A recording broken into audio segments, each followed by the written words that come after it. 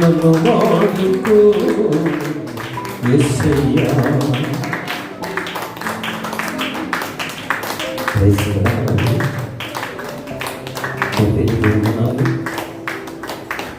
మరో పరిశుద్ధతను అందరితో కలిసి ఆరాధించుకుని యోగించుకుని నాతోనూ మాతో నుండి నా ప్రియ బిడ్డలందరూ తండ్రి ఒక్కొక్కరిని కాపాడుతూ రక్షిస్తూ మా మధ్యలో నడిపించమందరినీ దాన్ని నడిపిస్తూ ఉంటాం. యేసయ్యా, నీ మీద ఆధారపడి బ్రతుకుతున్న మేము, నీ పరిచర్యకు వాడబడుతున్న మేము, గొర్రెల కాపరి గొర్రెల కొరకు ప్రాణం పెట్టడన్నా ఏ ఒక్క ఆత్మ నశించడానికి ఇష్టం లేదు. నా బిడ్డలు ఎవరు కూడా వ్యాధితో దేనితో బలపడడం లేదు. నా ప్రార్థన విన్నావు, మా ప్రార్థన విన్నావు. నా బిడ్డలను రక్షించడం స్తోత్రం. శమని కులులనందన పన్ని కల్లరవ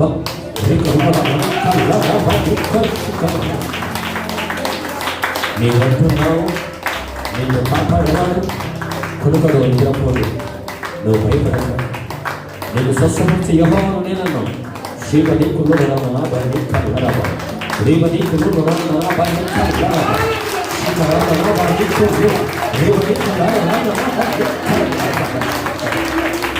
కీర్తన గ్రంథంలో నేను చెప్తున్న మాట విని నీ కుడి పక్కన ప్రతి ఎదుగుకుండా నీ ఎడో పక్కన పని ఇవన్నీ కూలిన నీకు అపాయం రాదు.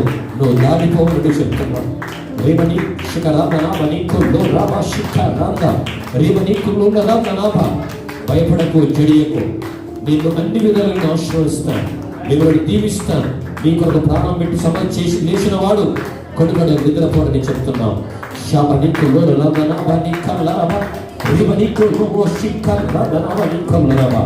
ఇదిగో ఉత్తరవాదిగా నేను తండ్రి యొక్క ఉన్నాను, నేను అందరినీ చూస్తున్నాను.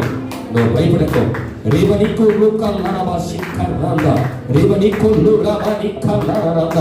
నీ వంచున్నావు. ప్రభు చెప్తున్న విషయాన్ని, నీకు పీకాత్మ నేను ఇవ్వలేదు, నీకు నేను పరిశుద్ధాత్మ శక్తిని ఇచ్చాను. ఆ పరిశుద్ధాత్మ శక్తి మీలో ఉన్నది, నీ మీద ఉన్నది, నీతో ఉన్నది. భయపడకని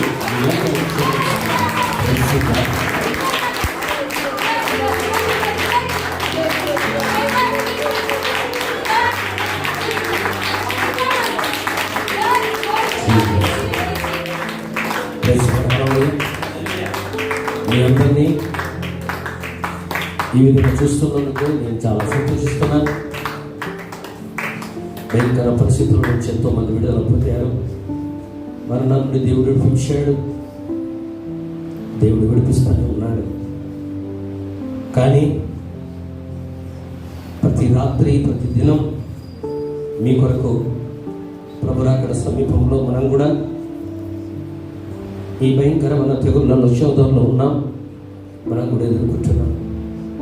కనుక ప్రియ దేవుని బిడ్డలారా, మనల్ని కాపాడబడి కొనుక్కడం నిద్రపోకుండా ప్రభువు మనందరినీ సజీవులో ఉంచి ఈ పరిశుద్ధ దినము రోజు దేవుణ్ణి ఆరాధించడానికి మనకు అవకాశం ఇచ్చాం. నిజంగా ఆయన ఎంత స్తుతించినా, ఆయన ఎంత ఆరాధించినా, ఆయన ఎంత మహిమపరిచినా మనకు తక్కువని మీరందరూ సాక్ష్యాలు చెప్పారనుకుంటాను. మన సాక్ష్యాలను దేవుడు స్థిరపరచునుగాక, మన సాక్ష్యాలను దేవుడు బలపరచునుగాక, మన కుటుంబాలను దేవుడు దీవించునుగాక. ప్రైజ్ గాడ్, హల్లెలూయా. మత్తయి సువార్త ఈరోజు మీరు నేర్చుకునే వాక్యం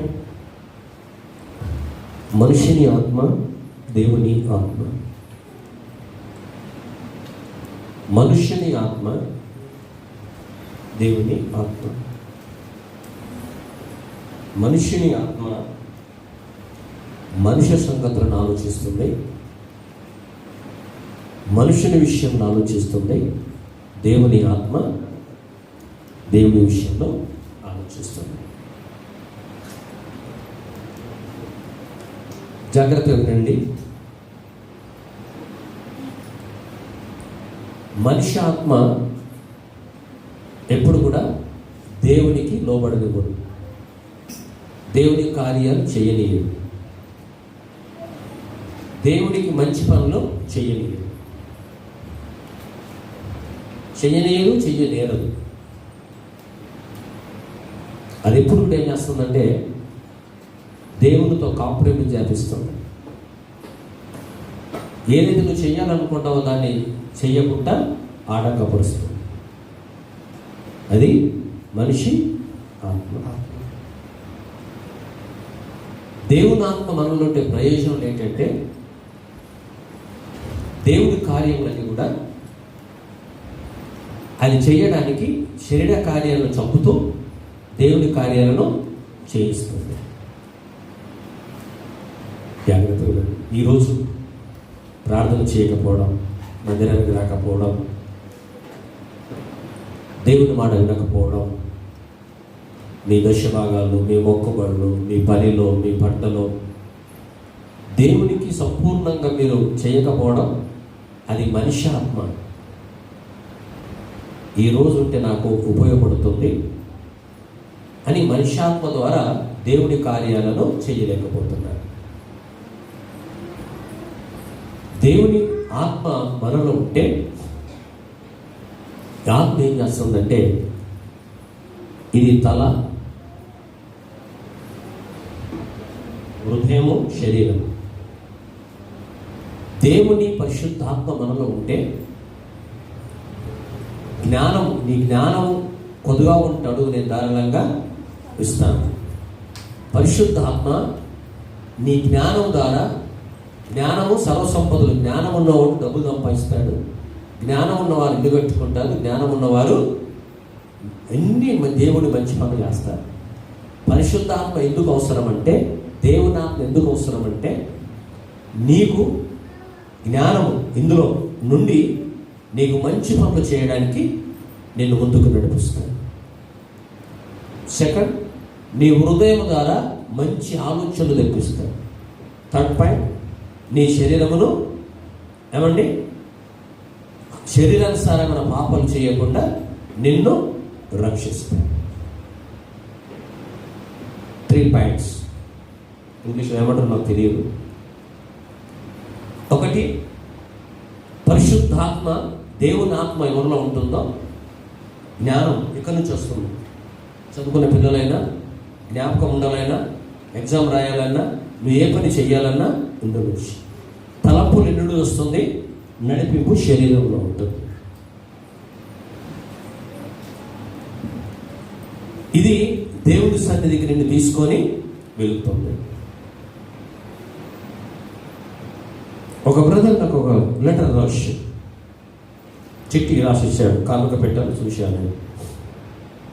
పర్సనల్గా రండి, నేనేదైతే చేయాలనుకుంటున్నానో చేయలేకపోతున్నాను, నేనైతే దేవునికి ఇవ్వాలనుకుంటున్నానో ఇవ్వలేకపోతున్నాను, ఏదైతే దేవుని దగ్గర రావాలనుకుంటున్నానో రాలేకపోతున్నాను. వచ్చాను, తెగించి వాక్యం విన్నాను, కానీ ఒక పని మాత్రం చేయలేకపోతున్నాను అన్నాడు. ఏమని రాశాడంటే, పేరు చెప్పొద్దులో ఏమని రాశాడంటే, నేను బిజినెస్ చేస్తున్నాను, బాగా డబ్బు సంపాదిస్తున్నాను, దేవునికి ఇచ్చే దగ్గర నా శరీరమున నాటకపరుస్తూ ఒక 500 నేను సంపాదించే లక్షలు, కానీ నేను నా శరీరం ఏమంటుంది దగ్గర 500-1000 రూపాయలు పెట్టేస్తే కదా, ఎందుకు ఇస్తున్నాను సరికి నేను నిజంగా నా సంపాదన, దేవుడిచ్చిన నా సంపాదన నుండి నేను ఇయ్యలేకపోతున్నాను. చాలామంది ఇదే స్థితిలో ఉన్నారు. చిన్న పని చేసినా, పెద్ద పని చేసినా శరీరానికి లోబడి అది నువ్వు ఏం చేస్తుందంటే మీ ద్వారా పాపం చేయిస్తుంది, మీ ద్వారా దొంగతనం చేస్తుంది, మీ ద్వారా అన్యాయం చేస్తుంది, మీ ద్వారా దేవుడికి ఆయాసకర కార్యాలన్నీ చేయిస్తుంది. మరి చేయించిన తర్వాత అదన్న పరలోకం పోతుందా? సమాధికి వెళ్ళినప్పుడు అంటే బాయ్ బాయ్ అని చెప్తుంది. ఏం చెప్తుంది? అప్పుడు పాస్టర్ గారు మట్టి తీసి మట్టికి మట్టి, ధూళికి ధూళి, దేవుడిచ్చిన ఆత్మ దేవుని దగ్గరికి. అప్పుడు అంటారు శరీరము ఏం పోయింది అక్కడికి? అది నా మాట ఎందుకు విన్నారు అంటుంది. నా మాట ఎందుకు విన్నారు కనుక ఇగో నేను మట్టిలో తీయమంటే మట్టికి వెళ్ళిపోతాను. ప్రభు రాకడ సమీపంలో మనం ఈరోజు ఈ వాక్యం వినండి. ఇప్పటికైనా మనం మారితే మన జీవితాలు బాగైతాయి. చెప్పాను కదా, 3 విషయాలు చెప్పాను కదా, గుర్తుంది కదా మీకు? దేవుని ఆత్మ మీలో ఉంటే మంచి ఆలోచనలు వస్తాయి. దేవుని ఆత్మ మీలో ఉంటే హృదయం నుంచి మంచి తలంపులు వస్తాయి. దేవుని ఆత్మ మీలో ఉంటే శరీరము మంచి కార్యాలు చేస్తుంది. మందిరం కొరకు ఈ పని చేయాలా, నేను ఈ పని చేయాలా, నేను మందిరం కొరకు ఇది కొనాలా, నేను చెయ్యాలా అని ఆలోచన వస్తాయి. ఇది లేని వాడికి వచ్చిపోవడం తప్ప ఇంకోటి తెలియదు. ఈరోజు ఏ కోవలో ఉన్నారో మీరు ఆలోచించండి, ఏ పరిస్థితిలో ఉన్నారో మీరు ఆలోచించండి. ఇది చెయ్యాలంటే ఒక విషయం మీకు చదివి నేను క్లియర్గా చదవండి. మత్తయి సువార్త 5వ అధ్యాయం 23, 24, 25 వచనాలు చదువుదాం. మొదలుగా కావున నీవు బలిపీఠం వద్ద అర్పణ అర్పించుండగా నీ మీద నీ సహోదరునికి విరోధమేమైన కలుదని అక్కడ నీకు జ్ఞాపకం వచ్చినేయగల అక్కడ బలిపీఠం ఎదుటనే నీ అర్పణం విడిచిపెట్టి మొదట వెళ్ళి నీ సహోదరునితో సమాధానపడు. ఇక్కడ ఒక విషయం గుర్తుపెట్టుకోండి. అందరు నన్ను చూడండి, బైబిల్ చూడకండి. ఈ మాట ఎవరన్నారు? యేసు ప్రభుల వారు అన్న మాట. మనందరం ఎక్కడికి వచ్చినాం ఇప్పుడు? దేవుని మందిరానికి. దేవుని మందిరానికి వస్తున్న బిడలతో దేవుడు చెప్తున్న విషయం గుర్తుపెట్టుకోండి. ఎప్పుడైతే ప్రభువుని నమ్మినామో, దేవుని రక్షణ పొందినమో, దేవుడి వాక్యానుసారంగా జీవించడానికే రక్షణ పొందినాం. నా ఇష్టానుసారంగా జీవిస్తున్న వాళ్ళకు రక్షణ మరి ఎందుకండి? అవసరం లేదు. ఒకవేళ అలాంటి వారు ఉంటే మారితే మంచిది, మారకపోతే మీ రక్షణ వ్యర్థం. అర్థమైందా మీకు? మీ తాత ముత్తాతల నుంచి ప్రభుని నమ్మని, ఓకే, ప్రభు తాత సంగతి దేవుడు చూసుకుంటాడు, ముత్తాత సంగతి దేవుడు చూసుకుంటాడు, నీ సంగతి చూసుకో ఫస్ట్. అందుకనే బైబిల్ ఏం చెప్తుందంటే, నువ్వు మందిరానికి వెళ్ళిన తర్వాత, మందిరానికి వెళ్ళే ముందు నీవు ఒక విషయం గుర్తుపెట్టుకో. మందిరానికి వచ్చిన తర్వాత ఏం చేస్తావు? దేవుణ్ణి ఆరాధిస్తావు, దేవుణ్ణి మహిమపరుస్తావు, దేవుని వాక్యము వింటావు. తర్వాత ఏం చేస్తావు? దేవుని శరీరంలో రక్తముల పాలు పంచుకుంటావు.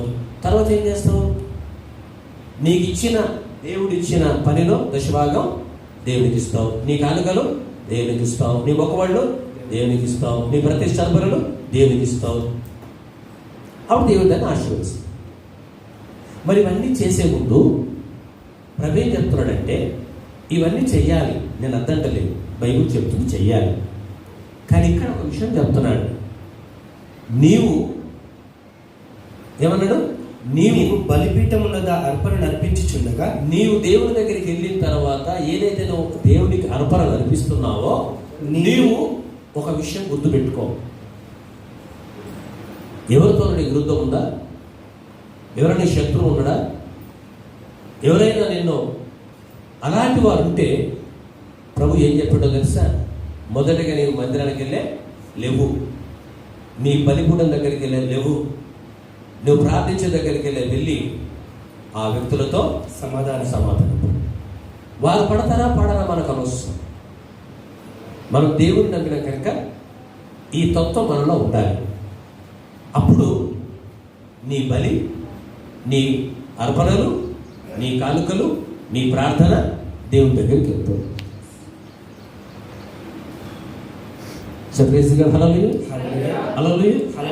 ఇది నేను చెప్తలేదు, బైబుల్ చెప్తుంది. బైబుల్ చెప్తాడు. ఈ దేవుని వాక్యం బోధింపబడుతుందంటే ప్రభు వస్తున్నాడు. ఆయన రాకడకు జరుగుతున్న పరిస్థితులన్నీ మీరు కూడా గమనిస్తున్నారు.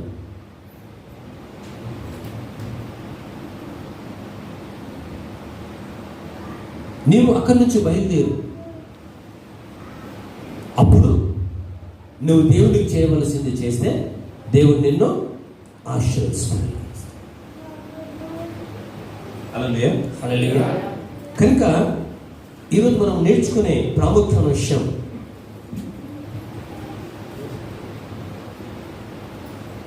ఇదే ఈ వాక్యంలో మత్తయి సువార్త 6:33 ఒక మాట ఉంది చూడండి. కాబట్టి మీరు ఆయన రాజ్యమును నీతిని మొదలు వెతుకుడి, అప్పుడు అవన్నీ మీకు అనుగ్రహింపబడి. ఇక్కడ ఒక మాట మీరు వింటున్నారా? హల్లెలూయా. హల్లెలూయా. మొదటగా దేవుణ్ణి నమ్మిన బిడ్డ చేయవలసిన పనేంటి? ఆత్మానుసారం చేయవలసిన, పరిశుద్ధాత్మలో ఉన్న వాళ్ళు చేయవలసిన పనేంటి? మొదటిగా ఆయన రాజ్యమును నీతిని వెతుకుదాం. ఆయన రాజ్యం పరలోక రాజ్యం రాబోతుంది. ఆయన నీతి సమాధానము, ప్రేమ, శాంతి, సమాధానము. మొదట మనం వాటిని వెతకాలి. ఎవరు వెతుకుతారు వాటిని? ఆత్మానుసారంగా ఉన్నవారు వెతుకుతారు. శరీరానుసారం ఏం వెతుకుతారు? ఉదయకాలం నుండి తన పనులు, తన కుటుంబం, తన వ్యవస్థ, తన పనులు అన్ని వెతుకుతారు. తర్వాత టైం దొరికితే ఆయన నీతిని, రాజ్యం వెతుకుతారు. శరీరానుసారాలు, ఆత్మానుసారాల విషయం మాట్లాడుతున్నాం. ఈ వాక్యం విన్న తర్వాత వింటున్న సమయంలో నువ్వు ఏ శరీరానుసారంగా ఉన్నావా, ఆత్మానుసారంగా ఉన్నావా? ఒకవేళ శరీరానుసారంగా ఉంటే మారు, ఆత్మానుసారం ఉంటే సంతోషం.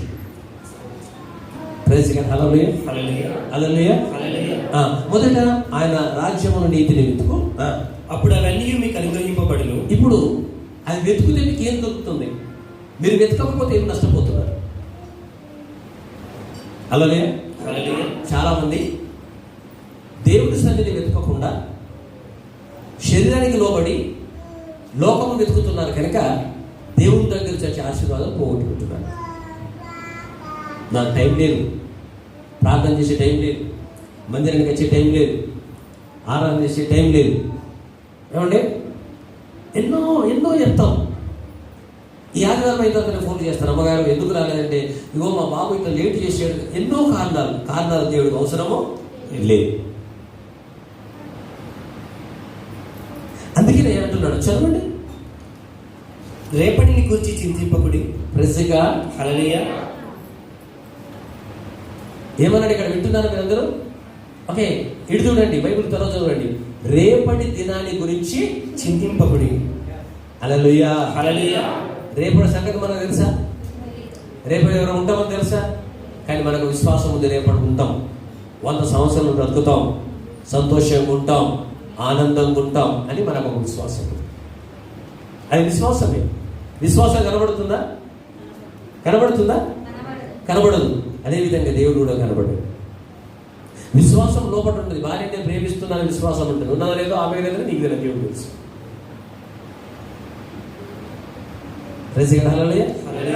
కదా, కనబడనిది శాశ్వతం ఉంటుంది, కనబడది మట్లెక్కుతుంది. కనబడే ధనము, బంగారము, వెండి అవసరం, కానీ శాశ్వతమైంది కాదు. రేపటి దినాన్ని గురించి నీవు చింతింపకుడి. అర్థమైందా? ఎంతమంది చింతిస్తున్నారు? రేపటి గురించి కాదు, సంవత్సరం గురించి ఆలోచిస్తారు. ఏమవుతుందో, నా కొడుకు ఏమవుతుందో, మన మరలు ఏమవుతుందో. ఈ రోజు మీరు ఫుల్ స్టాప్ పెట్టండి వాడి విషయంలో. రేపటి దినం గురించి వాళ్ళు అమెరికాలో ఉన్న, జర్మన్లో ఉన్న, జాపాన్లో ఉన్న, సౌదీలో ఉన్న, బేరాన్లో ఉన్న, ఈ రోజు ఆలోచించి రేపటి విషయంలో ఆలోచించే అవసరము. నేను తెల్లట్లోకి కోటేశ్వరుడు అయిపోతున్నాడు. అలాగే ఆ విశ్వాసం లేకుంటే అయింది. అది లేకపోతే మనం ఏమి చేయలేము. రేపటి దినము దాని సంగతులను గురించి చింతించు. అర్థమైందా? ఎవరు చింతిస్తారట? రేపటి దినము దాని సంగతులను గురించి చింతించును. అదే చింతిస్తుంది. నువ్వేందుకు చింతిస్తున్నావు? అర్థమైందా? యువర్ బిజినెస్, రేపటి బిజినెస్ నువ్వు దేవుడికి అప్పచెప్పినప్పుడు నీ బిజినెస్ అభివృద్ధి అవుతుంది. నువ్వు ఎప్పుడు అప్పచెప్తావు అంటే శరీరానుసారంగా అప్పచెప్పు, ఆత్మానుసారంగా ఉంటే అప్పచెప్తావు. నీ బిజినెస్ కానీ, నీ డ్యూటీ కానీ, నీ ఏమేమి అవసరం ఉందో ఇవన్నీ కూడా మీకు అర్థమవుతుందా? ఇవన్నీ కూడా ఆత్మానుసారులకు అర్థం పెడుతుంది. చెప్పేసిగా హల్లెలూయా. ఏనాటి కీడు ఆనాటికి చాలు. అర్థమవుతుంది మీకు? మళ్ళీ ఏనాటి కీడు ఆనాటికి చాలు. రేపటి విషయం ఆలోచించకు, సోదరుడితో సమాధానం పడు. ఏమండి, ఏనాటి కీడు ఆనాటికి సరిపోతుంది. నువ్వు దాని విషయంలో ఆలోచించే అవసరం నీకు లేదు. హల్లెలూయా, హల్లెలూయా, హల్లెలూయా, హల్లెలూయా. అదే విధంగా ఒక వాక్యం చెప్తుంది, మనం చూద్దాం. మత్తయి 7వ అధ్యాయం 5వ వచనం చూడండి ఒకసారి. వేషధారి, ఇక్కడ ఒక మాట అంటుంది, జాగ్రత్త రండి. వేషధారి మొదట నీ కంటిలోనున్న దూలమును తీసివేసుకొను, అప్పుడు నీ సహోదరుని కంటిలోనున్న నలుసును తీసివేయటకు నీకు తేటగా కనబడు. హల్లెలూయా, హల్లెలూయా. ఇక్కడ 2 విషయాలు చెప్తున్నాడు. శరీరానుసారమైన మనిషి కనబడుతున్నాడు, ఆత్మానుసార మనిషి కనబడుతున్నాడు. ఒక వ్యక్తి దగ్గరికి వెళ్ళి ఒక అలవాటు, ఏమలవాటు అంటే ఇతరులు ఏం చేస్తున్నారా, ఇతరులు ఏం తప్పు చేస్తున్నారా, ఇతరులు ఏం పాపం చేస్తున్నారని ఈ శరీరానుసారులకు అలవాటు ఏంటంటే అది ఎత్తి చూపడం. బైబిల్ ఏం చెప్తుందంటే ఒక వ్యక్తి తప్పు చేస్తే ప్రార్థించి, అందుకనే అలాంటి వారి విషయంలో, ఈ శరీరానుసారుల విషయంలో ప్రభు ఈ మాట చెప్తున్నాడు ఏంటంటే, ఆ వ్యక్తిని చూసి దేవుడు ఏమంటుండంటే, నాన్న వేషధారి అంటున్నాడు. ఎవరైతే వారి గురించి ప్రార్థించే ఆత్మలో ఉన్నవాడు ఏం చేస్తాడంటే ఎంత పాపి అయినా ప్రార్థన చేస్తాడు. నేను ఒక విషయం చెప్తున్నాను, చెప్పకుండా ఉండలేదు, దయచేసి ఏమనుకోకూడదు. నా ముందు సేవ కొత్తగా వచ్చినాక దేవుడు నాతో మాట్లాడిన విషయం చెప్తున్నాను. నేను మా ప్రార్థన బాగున్నాను. ఒకరోజు దేవుడు నాకు కొంత వ్యక్తిని చూపించాడు. వారికి సువార్త ప్రకటించమని. వేషధారి అంటే వేష్య. మన ఊరు భాషలో ఏమనుకోకూడదు, దయచేసి ఏమనుకుంటామంటే, ఏమంటాం మనం? వ్యభిచారులు అంటాం. క్యాస్ట్ని బట్టి అంటే దొంగలు ఉంటుంది. వాళ్ళు ఎక్కడ ఉంటారంటే ఊరవతలు ఉంటారు. నాకు దేవుడు కొత్తగా సేవకు వచ్చినప్పుడు ఒక ఊరిలో బావులో వాళ్ళు వాళ్ళు గుడిసెలు వేసుకొని ఉన్నారు. అక్కడ సువార్త ప్రకటించమన్నాను. ప్రకటించాను. బైబిల్ తీసుకున్నాను, వెళ్ళాను. వాళ్ళ పరిస్థితి ఎట్లా ఉంటుంది? వాళ్ళ ఆలోచన అంతా పాపం ఆలోచన ఉంటుంది, పాపం చూపు ఉంటుంది. వాళ్ళకి దేవుడి విషయంలో చెప్పాలా. నేను వెళ్ళి సగనే చూపుతో చూస్తున్నాను. వెంటనే బైబిల్ చేత పట్టుకొని, అమ్మ నేను పాస్టర్ గారిని నేను చెప్పాను, మా ఊరు ప్రాంతం ఉంది, నేను పాస్టర్ గారిని అంటే దేవుని సువార్త అందించడానికి వచ్చినమ్మా అనగానే భయపడ్డాను. సాపేశ్వరు సాపలో కూర్చొని యాకోబు దగ్గర ఉన్న ఆ స్త్రీ గురించి నేను మాటలు చెప్పాను.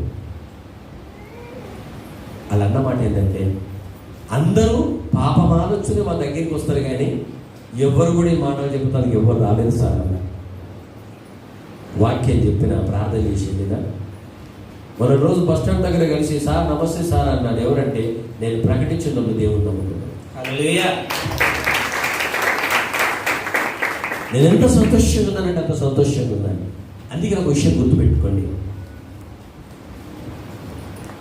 ఒక విషయం ఏం చెప్తున్నానంటే, ఇతరుల కంటిలో దూలము పాపాన్ని తీసే అధికారం మనకు లేదు. అప్పుడు ప్రభు ఏమంటుందంటే, వేషధారి నీవే పాపంలో ఉన్నావు, వారి కంటిలో నిలుస్తున్నది ఎంత? శరీరధారిని అంటున్నాడు. నీ కంటిలో దూరం ఉన్నది, వారి కంటిలో చిన్న పాపం ఉంది, దాన్ని ఎత్తి చూపుతున్నావు. నీ కంటిలో దూరం ఉంది, మొదట నీ దూరం తీసేసుకొని వచ్చి వారి నలుసును తీసి, అప్పుడు నీకు స్పష్టంగా నీ పాపం ఏందో వారి పాపం ఏందో నీకు కనబడుతుంది. అంతవరదాకా చదువు. ఇతరుల పాపం మన లోపల కనబడదు.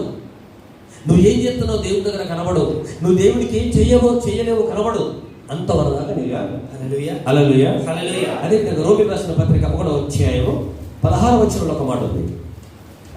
రోమి రాసిన పత్రిక 1వ అధ్యాయం, ఇవన్నీ మీరు జాగ్రత్తగా చూడండి. 1:16 సువార్తను గూర్చి నేను సిగ్గుపడవాడును కాను. ఎలాగనగా నమ్ము ప్రతివానికి, మొదట యూదునికి గ్రీకునికి కూడా రక్షణ కలుగుటకి అది దేవుని శక్తి అయి ఉన్నది. చప్పడబట్టండి. హల్లెలూయా. సువార్త అంటే ఏంటో తెలుసా? శక్తి. సువార్త అంటే ఏంటో తెలుసా? దేవుడు. అది యూదుడికైనా, గ్రీస్ దేశానికైనా, ఈ ప్రపంచంలో ఎవరికైనా రక్షణ. అందుకనే సువార్తను నువ్వు నిర్లక్ష్యం చేస్తే దేవుడు ఎంత నుంచి వచ్చిన ఉగ్రతను ఎలాగో తప్పించుకుంటాడు. అందుకనే ఏమన్నాడు ఇక్కడ? మళ్ళీ చదువు. సువార్తల గురించి నేను సిగ్గుపడువాడు, ఆత్మానుసారుడు. ఇద్దరు గురించి మాట్లాడుతున్నా కదా. శరీరానుసార మనసు మరణం, ఆత్మానుసార మనసు జీవము, పునరుత్థానం. ఎవరు సిగ్గుపడాలో తెలుసా? క్లియర్గా చెప్తున్నాడు దేవుడు. దేవునికి లోబడిన మనసు సిగ్గుపడాలి, మందిరానికి రాని మనసు సిగ్గుపడాలి, ప్రార్థన చేయని మనసు సిగ్గుపడాలి. దేవుడు నీకు వారమంతా నెలవంతా కష్టపడి ఉద్యోగమైన వ్యాపారమైన నీకు సమృద్ధిగా నీ బిజినెస్ అన్నింటిలో నీకు ఆశీర్వదించిన తర్వాత నువ్వు దేవుడికి ఇవ్వకుండా సిగ్గుపడాలి. వాడికి సిగ్గుపడాలి, వాడికి దాచుకుంటాం, ప్రార్థన దాచుకుంటాం, టైం ఉండదు. కానీ ఏమండి, ఎవడైతే దేవుని చూసి సిగ్గుపడతాడో, బైబిల్ పట్టుకోవడానికి సిగ్గుపడతాడో, ప్రార్థన చేయడానికి సిగ్గుపడతాడో, యేసు ప్రభువు రెండో రాకడకు శిఖరాంత నాప నీకులు రాబా, శిఖరాంత నాప నీకులు రాబా, నేను వాడిని చూసి సిగ్గుపడతాను.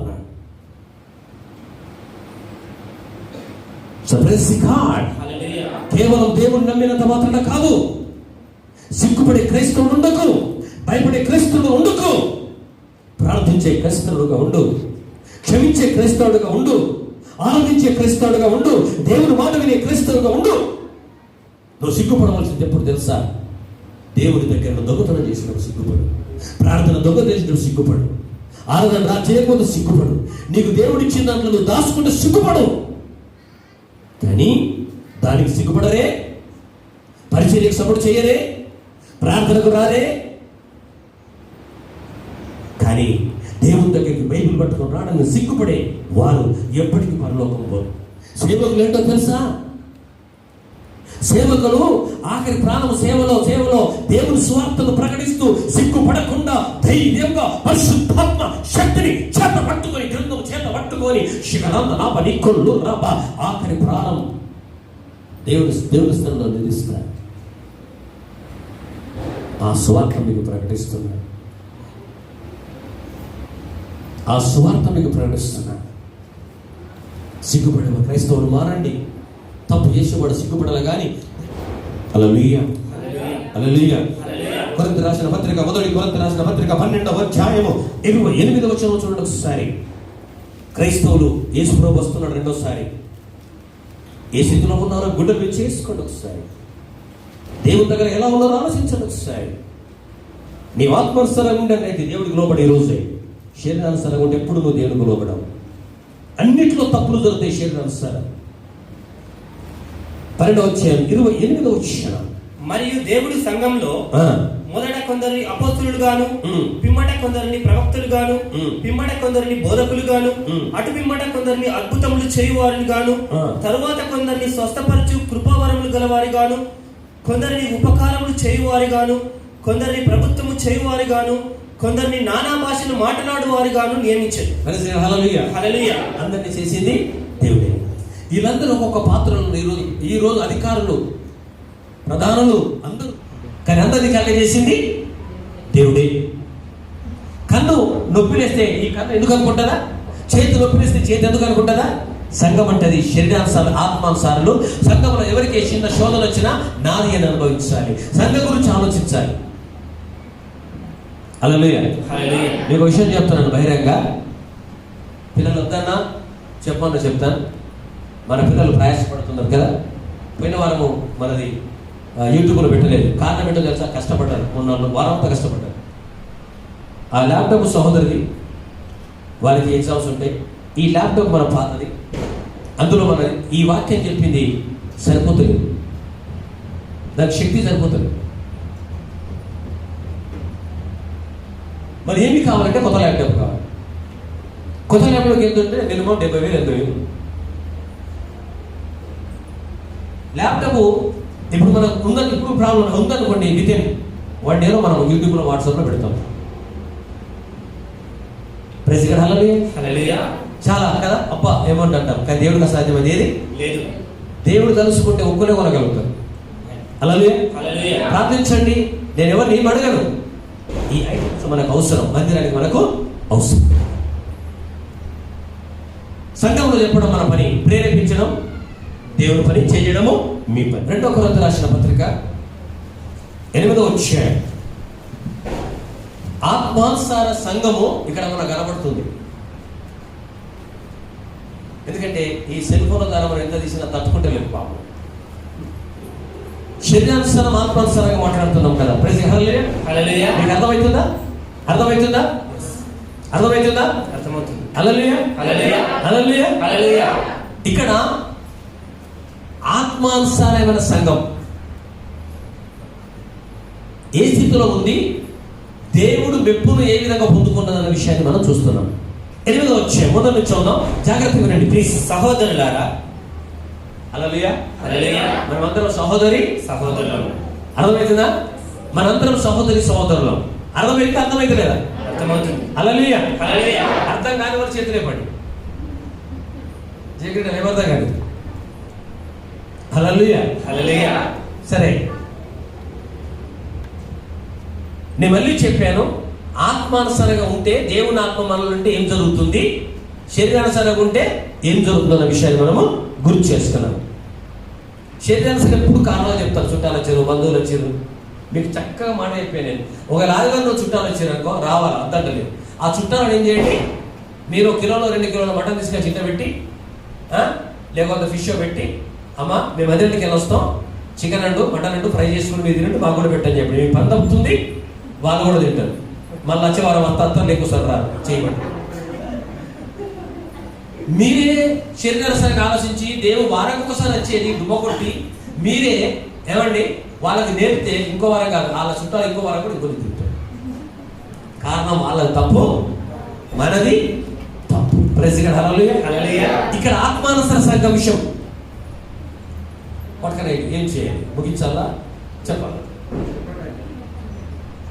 1% కాదు కూడా, ఇది 5 కాదు, ఇది చెప్పి ముగించుకుందామా? ఎవరండి, ఎంతమంది చెప్పమంటారు?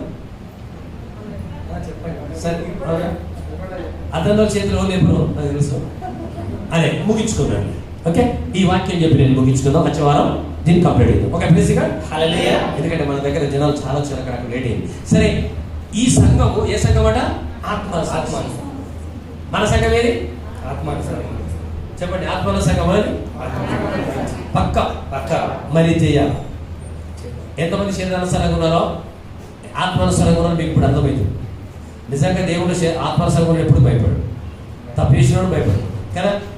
సరే, సహోదరులారా, ఎంత ప్రేమతో చెప్పిండు కదా. సహోదరులారా, మాసిదోనియా సంఘములకు అనుగ్రహింపబడి ఉన్న ఏ సంఘం అది? మాసిదోనియాలో ఉన్న సంఘం. ఈరోజు నిజామాబాద్ లో ఉన్న సంఘం. ఒడిటి పేరు ఉన్న సంఘం. సంఘములు ఉంటే 4 గోడల సంఘములున్న మనం. ఒక వ్యక్తిని అడిగాడు, సంఘం పేరు చెప్పినావు కానీ మా పేరు చెప్పినావు. మానవుడు తప్పించుకోవడానికి వస్తు ప్రాణులు కదా. సంఘం అంటే సంఘంలో మనం ఉంటేనే సంఘం. దేవుడు ఏమండి, గుడిలో దేవుడు ఉంటేనే విలువ కదా. మరి ఇది గుడి కట్టిన దేవుడు లేకపోతే నమ్మనోడికి మనం ఏమి చేయలేదు. నేను నమ్ముతున్నా, నువ్వు నా యేసయ్య ఉన్నాడు, పక్కకు ఉన్నాడు, చూస్తున్నా మీరు. నా యేసయ్య నాతో ఉన్నాడు, యేసయ్య నాతో మాట్లాడుతున్నాడు. షకర్ రాబని కొల్లు రాబా రిబని కల్లా రాబా షికర్ రాంద. తన ఆత్మతో లిప్పి నాతో అంటున్నాడు, ఓకే నువ్వు మాట్లాడు. అదిగో నాతోనే ఉన్నాడు, నాతో మాట్లాడుతున్నాడు. పరిశుద్ధాత్మలో బాధ వచ్చినప్పుడు పరిశుద్ధాత్ముడు కన్నీళ్ళ ద్వారా సాయం చేస్తాడు. ఇదిగో లాజరు సమాధి దగ్గర ప్రభు కన్నీళ్లు విడిచేదని ఉంది బైబిల్లో. హల్లెలూయా, హల్లెలూయా. పరిశుద్ధాత్ముడు ఎప్పుడు మనను దేవుడు వదలడు. చదవండి. మాసిదోనియా సంఘంలో అనుగ్రహింపబడి ఉన్న దేవుని కృపని గురించి మీకు తెలియజేయుచున్నాము. ఇప్పుడు అమ్మ మాసిదోనియ సంఘములు అంటే మాట్లాడదేవరమ్మ. మాసిదోనియల సంఘం అంటే అక్కడున్న సంఘస్థుల విషయంలో వారికి దేవుడు కృపను అనుగ్రహించాడు. ఇప్పుడు మనమందరం ఎందుకు వస్తున్నాం? దేవుడు కృప కొరకు వస్తున్నాం. పిల్లల పాపం కామారెడ్డికి వస్తున్నాను, బండి మీద కదా, కొంత జాగ్రత్త, స్పీడ్ తీయ. హల్లెలూయా. ఎందుకు చెప్తున్నానంటే మీరందరూ దేవుని కృప కొరకు వస్తున్న మసిదోనియ సంఘానికి దేవుని కృప అనుగ్రహింపబడి ఉంది. అయితే ఈరోజు ఆ కృప మనకు అవసరమా కాదా? అవసరం. అందరికి కావాలా? ఉద్యోగంలో, వ్యాపారంలో, చదువుకోవడం, అవునా? ఇవన్నీ మరి ఏ విధంగా మసిదోనియ సంఘానికి దేవుడి కృప వచ్చింది, మన సంఘానికి కూడా మనకు కావాలి. కావాలద్దు? కావాలి. 100% కావాలి. ప్రెసిగా హల్లెలూయా. కావాలంటే ఏం చేయాలా, ఏం చేసిందో ఇది చెప్పి ముగిస్తాను. మళ్ళీ మనం దీన్ని కంటిన్యూ చేద్దాం. దేవుని ఆత్మ ఉన్న వాళ్ళు ఏం చేస్తారు, మానవుని ఆత్మ ఉన్న వాళ్ళు ఏం చేస్తారు? ఈ రెండే విషయాలు ఈరోజు మనం మాట్లాడుతున్నాం. ఏలనగా వారు బహుశ్రమల వలన పరీక్షింపబడగా. నంబర్ 1 శ్రమలు, బహుశ్రమ. నంబర్ 1 సంఘానికి ఏమొచ్చిందట? బహుశ్రమ. శ్రమ రాగానే ఇప్పుడు ఏమైతే పారిపోతారు. ఒక నాయకుడికి శ్రమ వచ్చింది అనుకో, ఈ సంఘం కాకుంటే ఇంకో సంఘం. ఈ రోజుల్లో పరిస్థితులు ఉన్నాయి. మన వసతులు కాక దేవుని కృప మసిదోనియ సంఘం మీద ఉందట. మసిదోనియ సంఘం మొదట శ్రమ కాదు, బహుశ్రమ. అంటే దానికి వచ్చిన సంఘంలో ఉన్న సంఘస్థులకు వచ్చిన శ్రమలు ఎవరికి రాదు. అర్థమవుతుందా? వాళ్ళు ఆత్మానుసారంగా ఉన్నారు, కానీ ఆ సంఘానికి వచ్చిన శ్రమ కాదు, బహుశ్రమ. శ్రమ వేరు, బహుశ్రమ వేరు. శ్రమ నుండి మనం రక్షింపబడతాం, కానీ బహుశ్రమ నుండి దేవుడు తప్ప ఎవరు రక్షించారు. హల్లెలూయా. అర్థమవుతుందా? ఈరోజు ఎవరు శ్రమలో ఉన్నారో మీకు తెలుసు, ఎవరు బహుశ్రమలో ఉన్నారో మీకు తెలుసు. కానీ ఏం చేస్తే మీరు విడుదల పొందుతుంటారని చెప్తున్నాడు ఈరోజు. ఆత్మానుసారం చేయవలసిన పని కదా. ఆత్మసులు ఏం చేయాలి? మొదట క్షమించాలి, తర్వాత నీ కంటిలో దూరంలో తీసేసుకొని ఇతరుల కంటి దూరంలో తీయాలా. రేపటి దినము నువ్వు ఆలోచించే అవసరము లేదు. రేపటి దినం సంగతి దేవుడు రేపడే చూసుకుంటాడు. తర్వాత ఈ మసీదులోని సంఘం విషయంలో ఆలోచిస్తున్నాడు. వారు బహుశ్రమల వలన పరీక్షింపబడగా ఏం చేసిందట? మన సంఘస్థలు కూడా నేను ఎవరు చెప్పాను, సాక్ష్యం చెప్పాను తెలియదు, శ్రమలు వచ్చినాయి. శ్రమ ఎందుకు వస్తుంది తెలుసా? మీరు విశ్వాసంలో ఉన్నారో లేరో పరీక్షించు. నేను చెప్తానే, బైబిల్ చెప్తుంది. వారు బహుశ్రమల ద్వారా పరీక్షింపబడగా. అర్థమైందా? పరీక్షింపబడ్డారు. శ్రమ మరణానికి కొరకు రాదు. శ్రమను మరణించడానికి చాలా మంది తెలియక, శ్రమలు రాగానే దేవుడు తెలుసుకోక, ప్రార్థన చేయక, మందు తాగి చనిపోవడం, బుర్రలు పెట్టుకొని చనిపోవడం, చెర్లబడి చనిపోవడం, ఆత్మహత్యలు చేసుకోవడం, పెద్ద కోటేశ్వరులు. ఎందుకు? వారి మైండ్ పనిచేస్తలేదు. అందుకనే దేవుడు ఏమంటాడంటే, పరిశుద్ధాత్మ నీలో ఉంటే నీ మైండ్ షార్ప్ ఉన్నది, నీ హృదయం షార్ప్ ఉన్నది, మన శరీరం కూడా నాలుగు షార్ప్.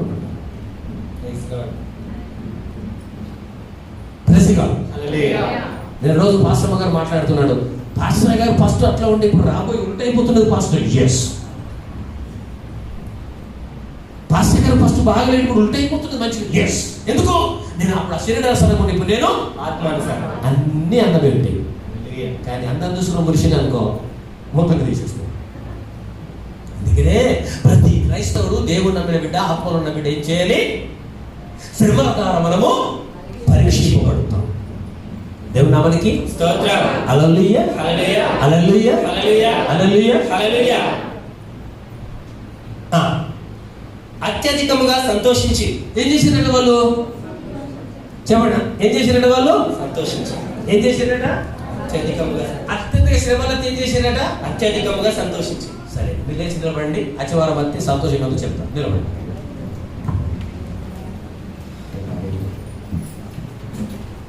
అర్థమైందా మీకు? హల్లెలూయా, హల్లెలూయా. రెండు విషయాలు మీరు అర్థం చేసుకోండి. ఒక విషయాన్ని మీరు అర్థం చేసుకోండి. ఈరోజు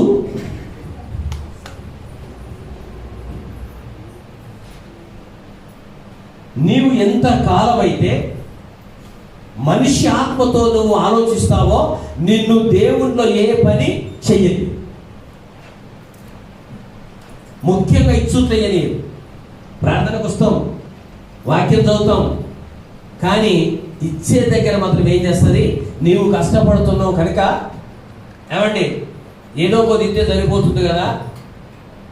మన భాషలో చెప్తే ఎట్లుంటుందంటే, ఉదయకాలం వచ్చి అమ్మా అన్నం ముందు అంటాను చూడు, ఎవరైతే కాంప్రమైజ్ అది ఇది ఇస్తే సరిపోతుందంటే ఆ భాషకు వర్తిస్తుంది దేవుడికి. దేవుడికి ఆ కొలతతో ఇస్తే నీకు ఏ కొలతతో ఇస్తాడు?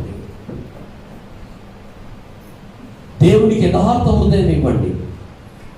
శరీరానికి లోబడకండి. నిన్ను శరీరం ఏం చేస్తుంది? సమాధిలో తీసుకెళ్తుంది. దేవుడిచ్చిన ఆత్మజీవం పరలోకం తీసుకెళ్తుంది. శరీరాంశాలు దేవుడిని సంతోషపరచలేరు. చెప్పేది చాలా ఉంది, సమయం అయిపోయింది.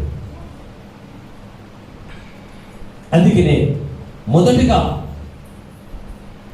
నీ ప్రతివాదితో నువ్వు రాజీపడు, నీ కంటిలో దూరం తీసేసుకో. తర్వాత నీవు ఏమన్నాడు? ఇంకా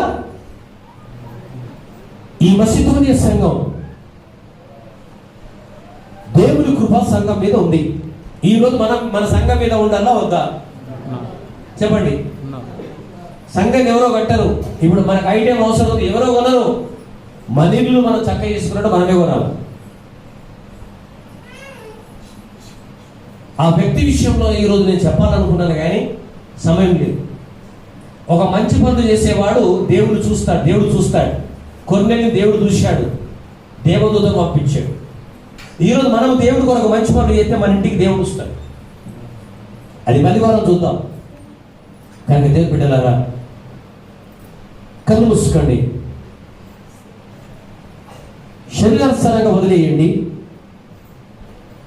తిరిగి వారు దేవుడు రాజ్యం వెళ్ళాలని ఉంది. ఈరోజు దేవుడు చెప్తున్న విషయం ఏంటంటే, నువ్వు మనిషి ఆత్మలో నీ ఉంటే ఎప్పుడు దేవుడికి వ్యతిరేకమే. ఏ మంచి పని చెయ్యనీయు. నువ్వు ఆత్మలో, దేవుడు ఆత్మలో ఉంటే అన్ని దేవుడు పనులు చేస్తుంది. మనిషి ఆత్మలో ఆలోచిస్తే మట్టిలో పోయిందాకనే, కానీ ఏం పట్ల ఏమీ రాదు. ఈరోజు నీవు దేవుడి కొరకు బ్రతుకు. నువ్వు దేవుడి కొరకు ఏం చేస్తున్నావు? దేవుడి అనుసరణకు దొంగతనం చేస్తాను. దేవుడి ఆత్మలో దేవుడి విషయంలో దొంగతనం చేయాలి.